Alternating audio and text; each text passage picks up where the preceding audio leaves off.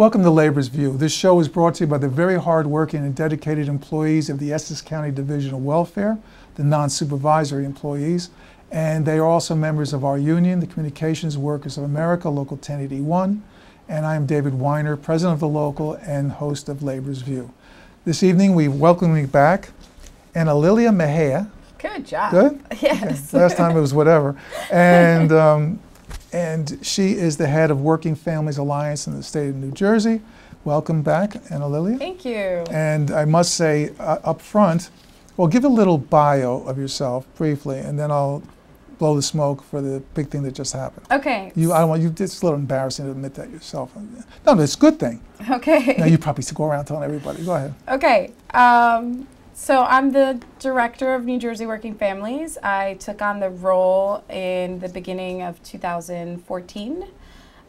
Before then, I was the New Jersey political director for SEIU 32BJ. Another union. Another union that represents security, custodial, janitorial workers, some food service workers in some schools, private sector union.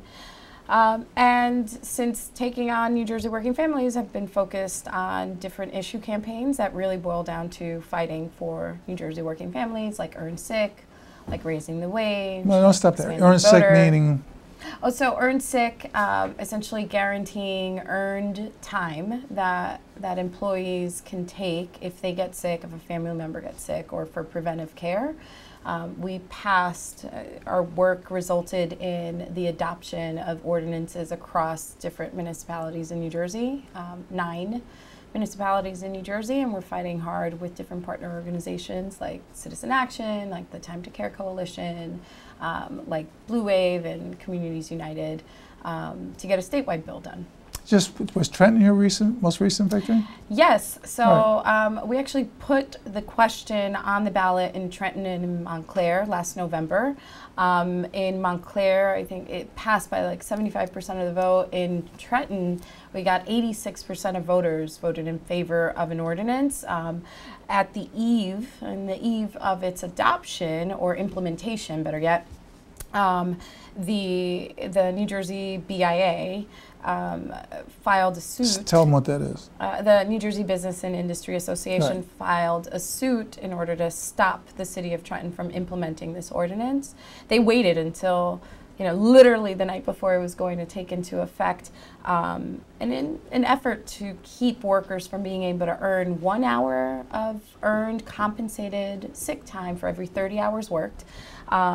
This is a benefit for all private sector workers, and it would have been capped at 3 days for small employers, 5 days over the course of a year. Per year? Yes. Very minimal benefit, but one that 1.2 million workers in New Jersey don't have.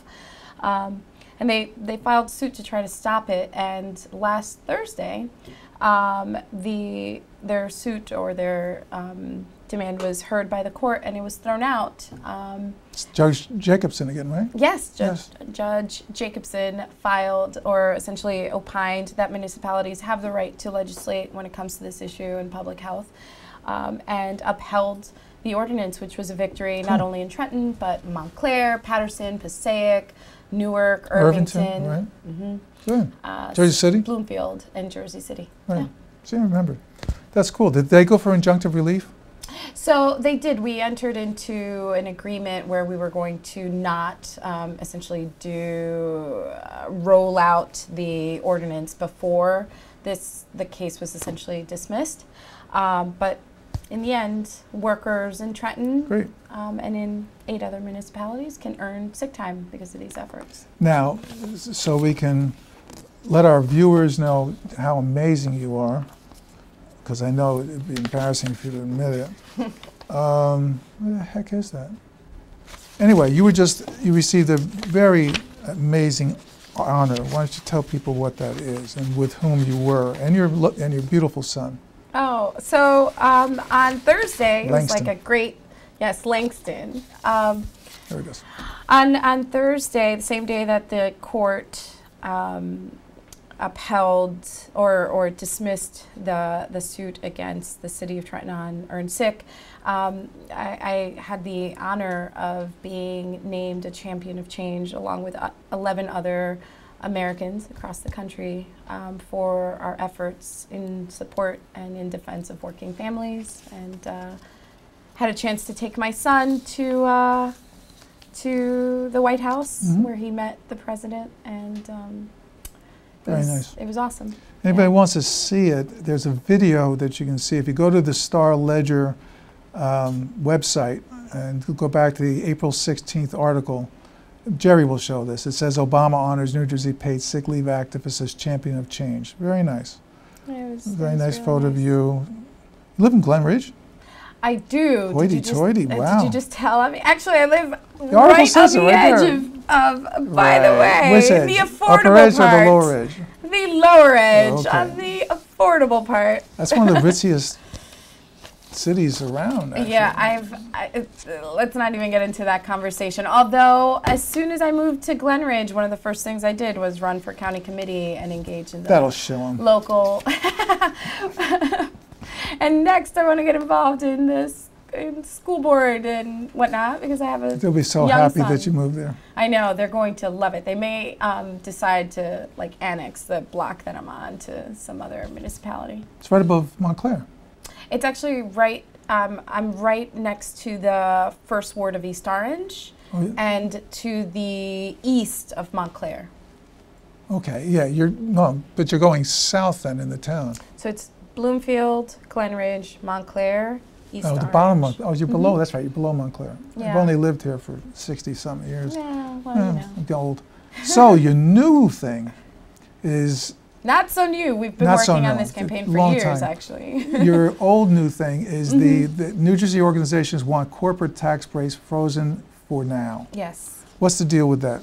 So right now in New Jersey, you know, the governor goes around pleading poverty, saying that this is the reason he can't meet his obligations, including making the pension payment. For the public employees that he's supposed to do per a 2011 As per the law. law right? that he entered in and committed to, and now states And he touted. never had. Yes, and touted, and then, you know, his defense has been he never had the intention to actually adhere to the law that he demanded. Did he get say passed. that? I Yes, missed he did. that.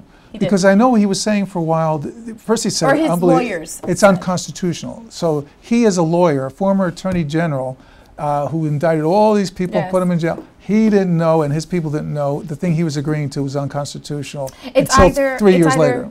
It's either ignorance or willfully attempting to dupe New Jersey residents Well, I and go with the workers. second one. So it's one or the other, but both are bad. Yeah, well, It's like, well, the last one, the second choice is worse because that's duplicity. I mean, that's Yes. like just, you know. so I guess ignorance it is. Yeah. Well, we'll give them both. Okay. You can have both. And by the way, I don't know if you saw the email. A friend of ours, Short Which? Dynamo. Yes. Yes, I She know. put out an email that She's fantastic. she's amazing, and Happy belated hits me birthday. up for money all the time for causes. As does Phyllis. Citizen Action. I'm on that board. That they think they have a video, a YouTube video, where he's admitting that he knew he had to pay the money, and he admits he has to pay the money. That would be very interesting. Oh, I would love to see that video. I'm calling her right after we're done. Yeah, I think I got the address here. We can look it on before you go. Yeah, that would be fantastic. So on the corporate tax Yes. breaks, so Christie's been giving, what is it, $1 billion what? So he's been crying poverty. Right. And saying, this is why I can't meet my pension obligations, this is why I can't fully fund the school formula, this is why I can't rebuild roads, this is why I have to cut municipal aid. It goes on and on and on. No women's clinics, stuff Yeah, like that, it's, right? it's like all of New Jersey has to suffer because, quote unquote, we are in a dire state. Right. And he's right, there is a problem in New Jersey, but namely is that over the course of his administration, he has foregone over $5 billion in lost revenue in corporate tax subsidies.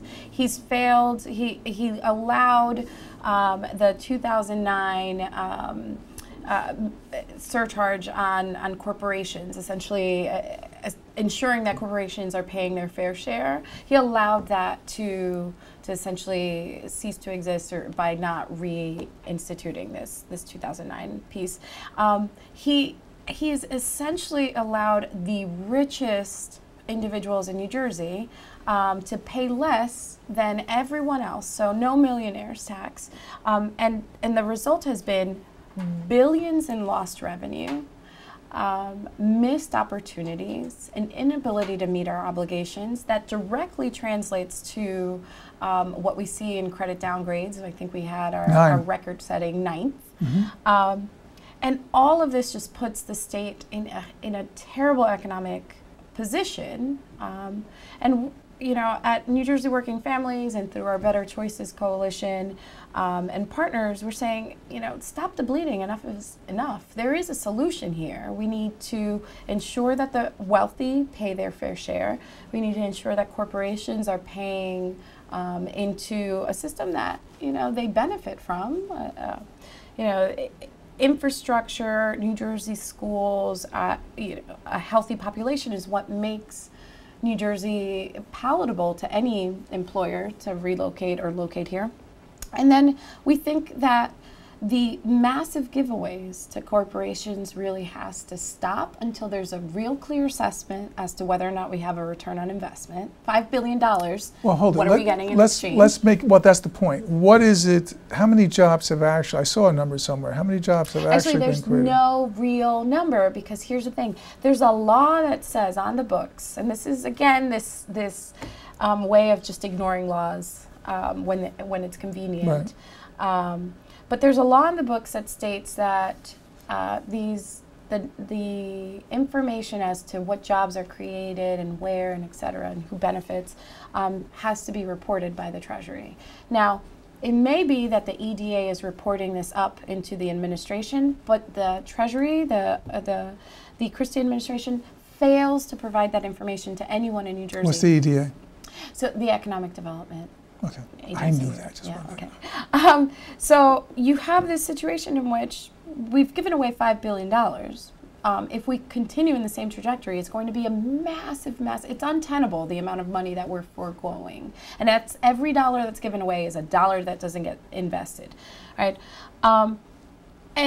And we have no sense of whether or not there's a clear return on investment because they won't give us the money. What we do see is that in New Jersey, well, they won't tell us. Well, they won't. They won't tell us. It's not giving us money. They won't give us information. They won't. Right. They won't tell us. So they won't give us information on what that money has yielded, how many jobs have been created, et cetera. But what we do know is that poverty is up in New Jersey. Right? There are more children living in poverty now than there were 5 years ago. We do know that unemployment is up in New Jersey. It's going up when the rest of the nation is going down. We know that New Jersey has recovered just around 60% of the jobs lost in the Great Recession, when New York has recovered 200%. And Pennsylvania. And Pennsylvania has recovered over 100% of the jobs that they've lost. So this massive giveaway, what we do see is that poverty's up, unemployment's up, we haven't recovered the jobs. So where's the money gone? Well, we do know, don't we? $5 billion could be better. Well, yes, we do. We know that donors.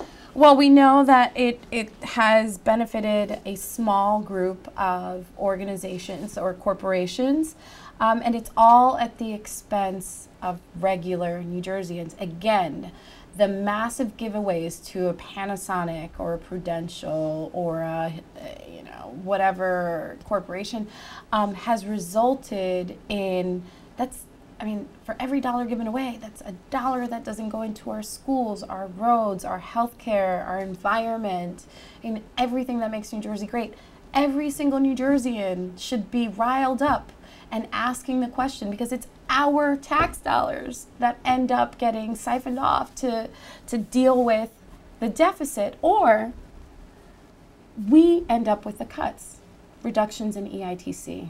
Again, not funding our schools, not meeting our obligations, all resulting in the management of New Jersey, the running of our government, and being more expensive. Well, it's part of a clear pattern, is it not? At least we on the relative left thing. So I think many people are starting to realize that, looking at his poll numbers, because they're sinking terribly.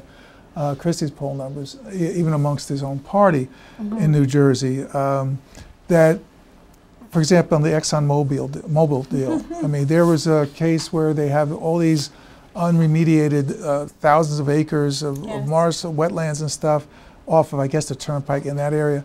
And just off of Linden. near Linden, lovely town. And they were suing for, the state was suing for like 8-9 billion. Yes. And he settled for what, 250 million? Yes. Which still has to be approved by the court, so I'm hoping they'll knock that down. Hopefully they see that that's ridiculous. Well, it's not only the 250, but out of that, I believe 50 is legal fees. 50, at least he wants to divert into the treasury, so he can. So it's very little is left to remediate. It's chump change. Yeah, yeah. So I mean, it's our future. And then you got the pension investments, the public employees' pension investments. The millions that have been given away to whatever new company hedge fund that's managed the money that has managed the money with a lower return and more fees and expenses than previously. Here's what we're calling this essentially priorities out of balance, a budget out of balance, right? What you have is when you add when you add an administration that seems fearful of transparency and accountability with this pattern of just giveaways to a select few, all at the expense, all at the detriment of regular New Jersey working families, what you end up with is an incredibly untenable situation that's going to sink our state.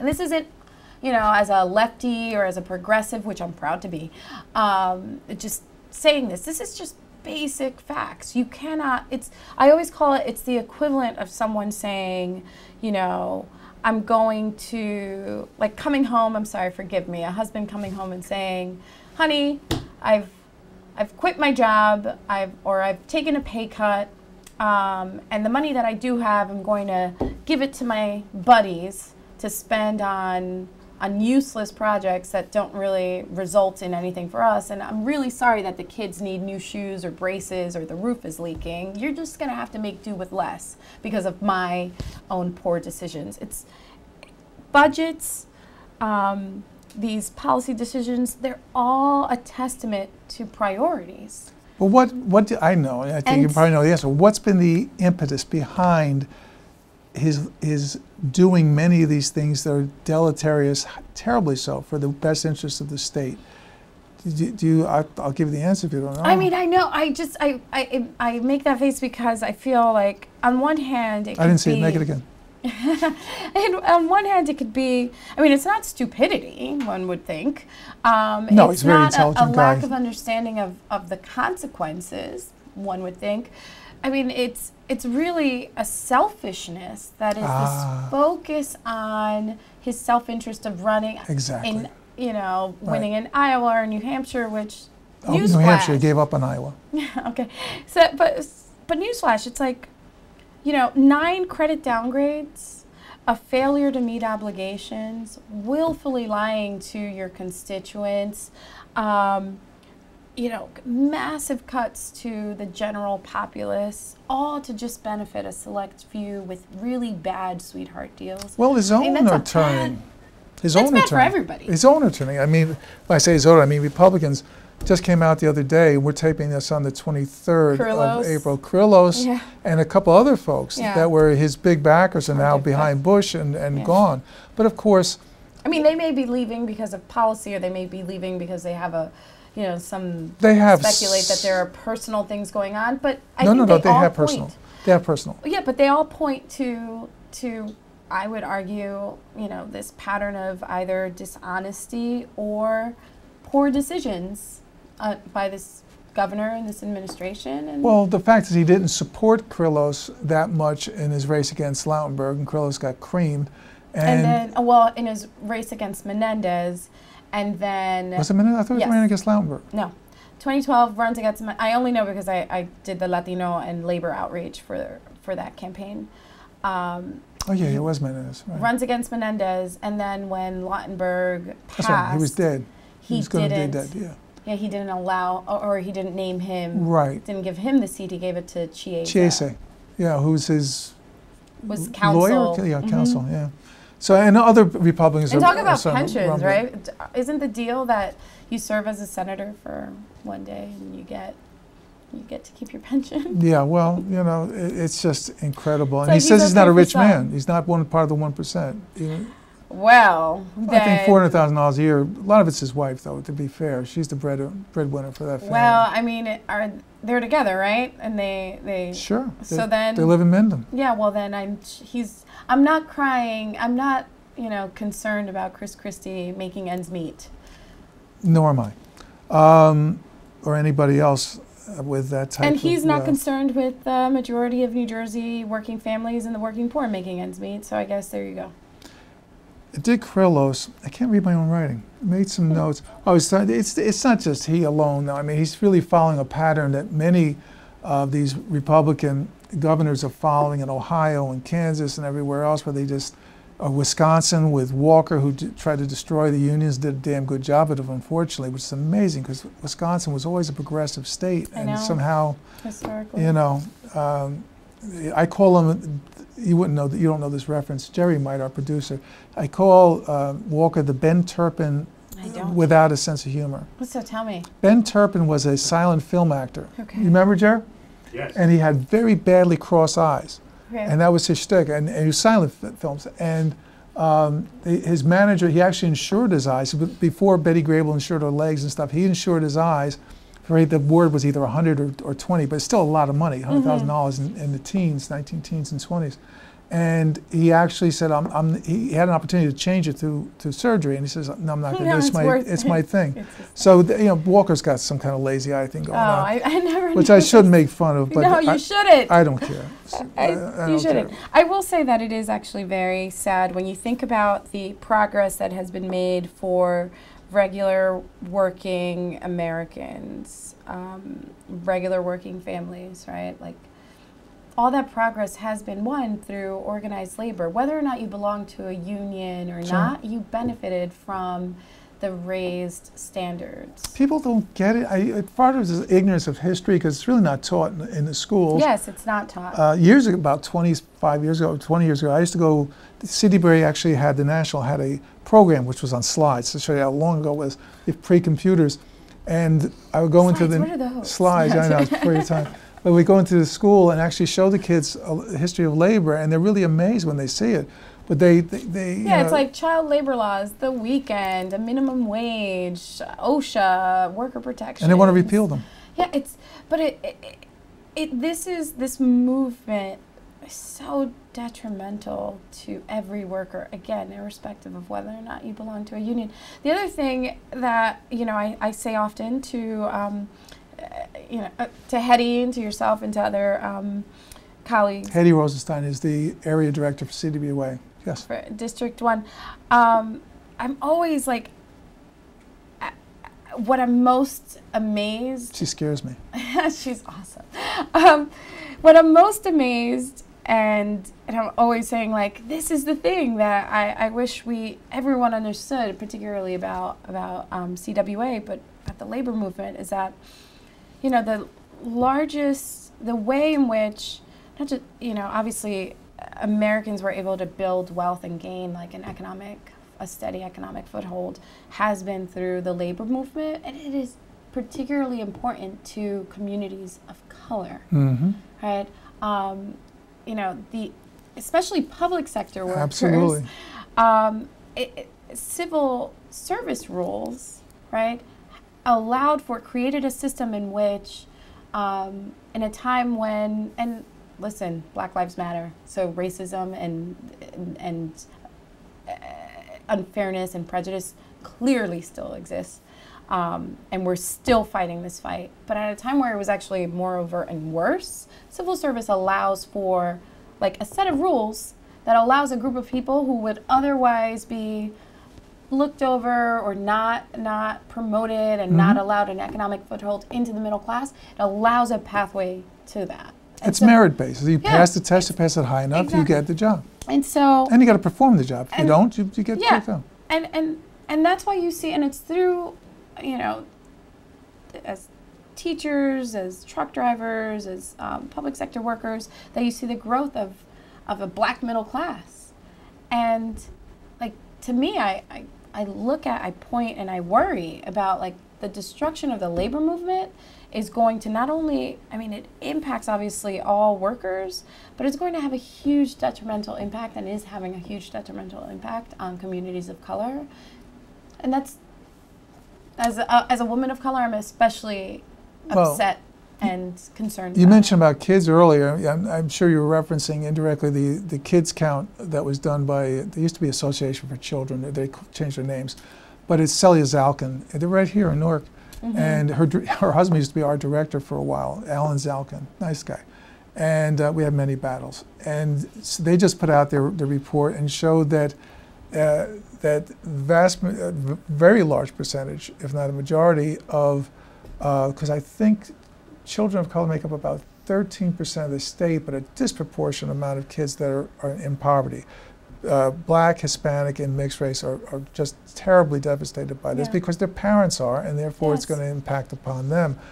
But I mean, there's a systemic, we could get into systemic racism and the problems here. I mean, like, when you have a system, this is, all of it builds on itself. You have a system in which, you know, de facto redlining ends up with, that's a term in real estate where you don't let people of color buy into certain neighborhoods. Or you set different terms for the mortgages in which they're going to get in certain neighborhoods, right?